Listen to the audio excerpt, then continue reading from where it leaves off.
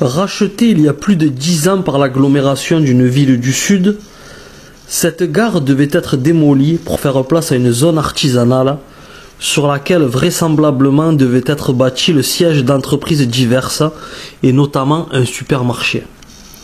10 ans plus tard, rien n'a bougé. Construite à la fin du 19e siècle, en 1887, à la grande époque des chemins de la Garonne. Elle fusionnera en 1935 avec une autre compagnie, la Compagnie du chemin de fer de Paris à Orléans. La SNCF fermera définitivement la ligne en 1969, ligne qui sera déclassée le 14 janvier 1960. Bonjour à toutes, bonjour à tous. Nous sommes dans une gare abandonnée depuis de nombreuses décennies maintenant. Et on en avait fait une il y a quelques mois, je ne sais pas si vous vous rappelez, une gare qui a été abandonnée depuis 50 ans. Celle-là, je crois qu'elle est abandonnée depuis un petit peu moins de temps, mais elle est particulièrement attirante avec toutes ces affiches qui sont au mur, on vous les filmera après. Et j'ai pris des photos une par une de chaque affiche. Et elle a un côté à la fois vieille gare et à la fois vieux cinéma. Ça exalte des senteurs que j'apprécie.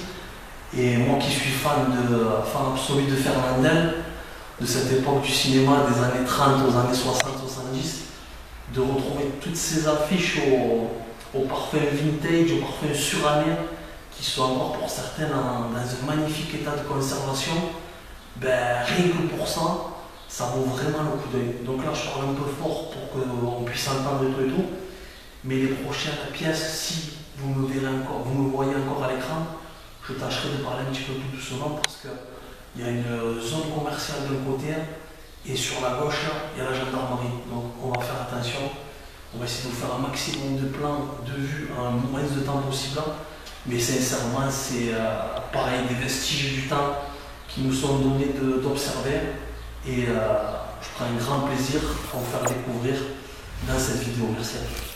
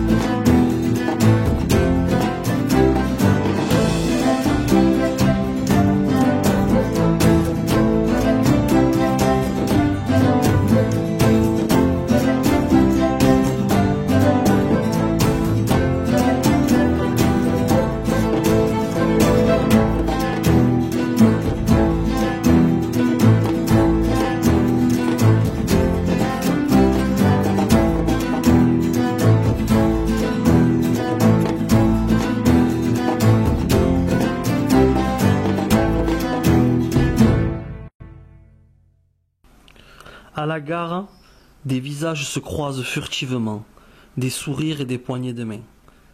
Des lendemains se croisent aussi, des destins qu'on lirait dans des romans plus tard, qu'on mettrait en musique ou peut-être sur grand écran.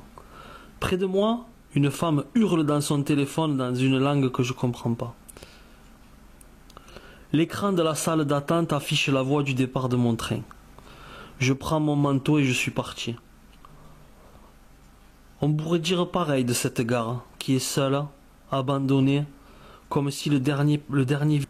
On pourrait dire la même chose de cette gare, comme si le dernier visiteur, les conducteurs, les employés, avaient quitté cette gare, ce hall de gare, sans un mot, sans rien dire. Ainsi va la vie, tout passe, tout casse et tout lasse, et malheureusement, cette gare n'est plus qu'un vestige.